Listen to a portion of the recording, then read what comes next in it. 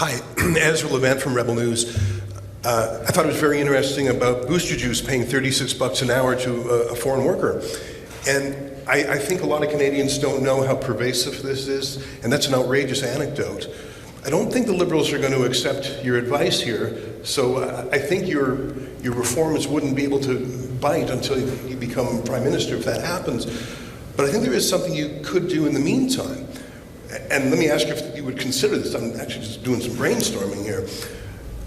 Would you consider shining a spotlight using your bully pulpit on the worst offenders? For example, maybe a company that really wraps itself in the Canadian flag, like Tim Hortons. Would you consider having an event outside of Tim Hortons? Would you consider writing to the board of directors of RBI and the Brazilian hedge fund? And I guess what I'm saying is, there's no downside to these companies hiring foreign workers. But if there was a PR downside, if patriotic Canadians said, this is enough. I notice in the UK there's a lot of people waving British and English flags. It's their response to immigration crises. Would you consider naming and shaming in the public domain abusers of the TFW program? Yes.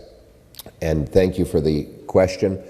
Michelle Rempel has already begun the process. She's been publishing the most egregious cases of corporate elites profiting by shutting Canadians out of jobs in favor of low-wage temporary foreign workers.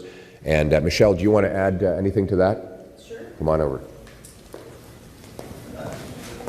No, thanks for the question, Ezra. It's absolutely egregious that these companies expect that they can just maximize corporate profits on the backs of and at the expense of Canadian youth. It's a practice that has to end. We've been naming and shaming them all week.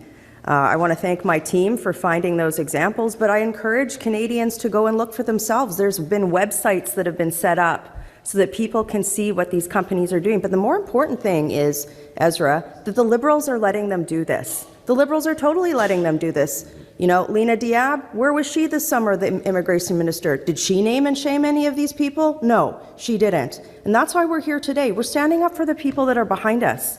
Enough is enough. Canadian jobs have to go to Canadians.